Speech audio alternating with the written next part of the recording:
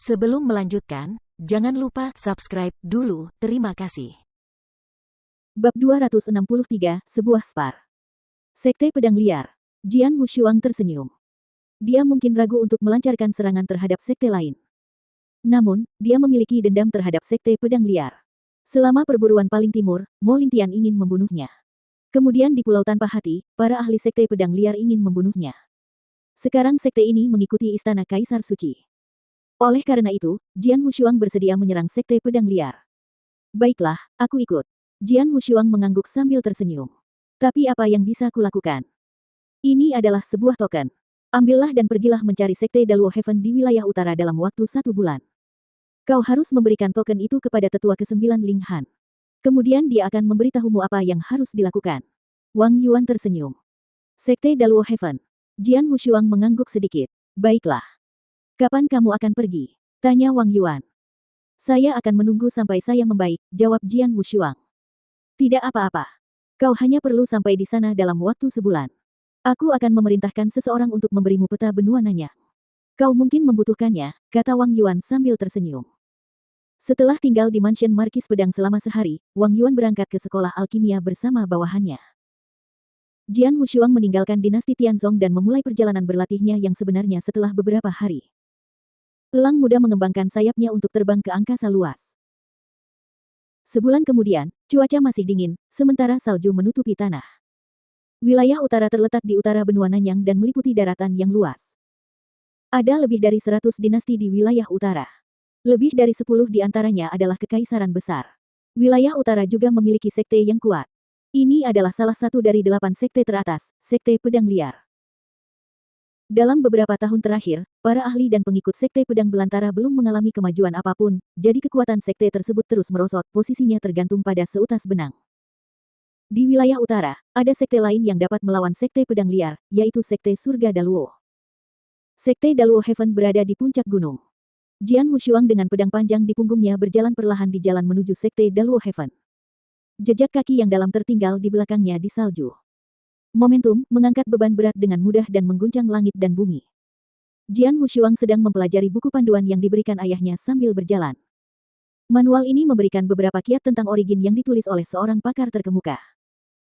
Manual tersebut menyebutkan pencerahan sumber dibagi menjadi 3 tingkat. Level pertama disebut momentum. Tingkat kedua disebut domain. Tingkat ketiga disebut pinnacle. Jian Wushuang mulai memahami asal dunia dan asal pembantaian, jadi dia belum mencapai level pertama, momentum. Tiba-tiba, Jian Wushuang berhenti berjalan, dengan pedang pembunuh 3 miliknya keluar dari sarungnya. Kemudian dia mulai berlatih pedang sendirian di padang salju. Astaga! Cahaya pedang itu melambai melambat, dengan kekuatan kecil. Setiap lintasan cahaya pedang menyambar dan membuat kepingan salju melayang di sampingnya. Pada saat itu, 2 sosok baru saja terbang di atas kepalanya. Salah satu dari kedua wanita itu tampak berusia kurang dari 30 tahun. Kita akan kembali ke sekte. Sebaiknya kau bersikap baik setelah kembali. Meskipun kali ini kau tidak membuat masalah besar, kau telah menyebabkan masalah bagi sekte kami. Kau akan dihukum, tetapi tidak akan berat, kata wanita berpakaian putih itu. Aku tahu, kakak senior. Aku akan menerima hukumanku setelah kembali ke sekte kita. Kau sudah mengatakannya berkali-kali di sepanjang jalan. Gadis berambut hijau, yang berusia kurang dari 20 tahun, berkata dan menjulurkan lidahnya. Tiba-tiba, dia melirik ke tanah dan kebetulan melihat Jian Wushuang yang sedang berlatih pedang di padang salju. Kakak senior, lihat, ada seorang pria yang sedang berlatih pedang. Gadis berambut hijau itu berteriak. Wanita berpakaian putih itu menunduk dan tak dapat menahan diri untuk mengangkat alisnya. Lelaki itu terlihat sangat muda. Gerakan pedangnya cukup lambat. Aku belum mempelajari gerakan pedang, tapi aku tahu itu cukup biasa.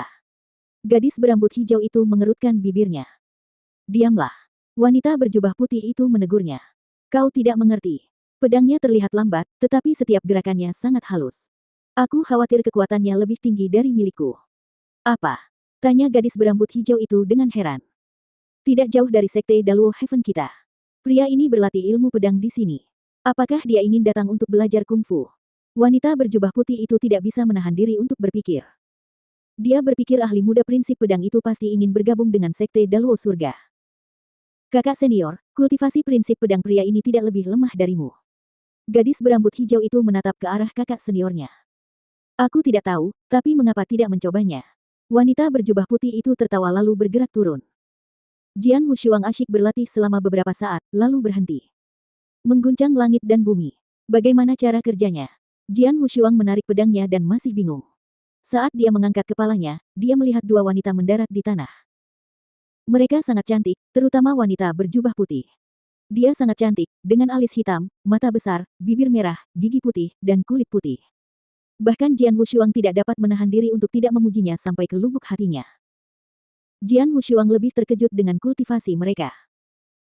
Gadis berjubah hijau berusia sekitar 20 tahun dan telah mencapai alam kekosongan yin awal, wanita berjubah putih berusia kurang dari 30 tahun, tetapi Jian Wushuang tidak yakin dengan kultivasinya, setidaknya alam kekosongan yang mendalam. Pada dinasti Tianzong, hampir mustahil melihat seseorang yang memiliki kultivasi kekuatan spiritual seperti itu di usianya. Aku adalah orang yang hidup di dasar sumur. Jian Wushuang tidak dapat menahan diri untuk tidak mendesah. Namaku Junyi dari Sekte Daluo Heaven. Wanita berjubah putih itu berdiri di depan Jian Wushuang dan memperkenalkan dirinya dengan rendah hati. Jian Wushuang menyentuh hidungnya dan tersenyum tipis. Aku pendekar pedang. Pendekar pedang. Junyi mengerutkan kening, tetapi segera berkata sambil tersenyum, aku melihatmu melakukan jurus pedang. Kau pasti ahli dalam prinsip pedang dan aku juga telah mempelajari prinsip pedang, jadi aku ingin belajar beberapa jurus darimu. Apakah kau ingin beradu pedang denganku?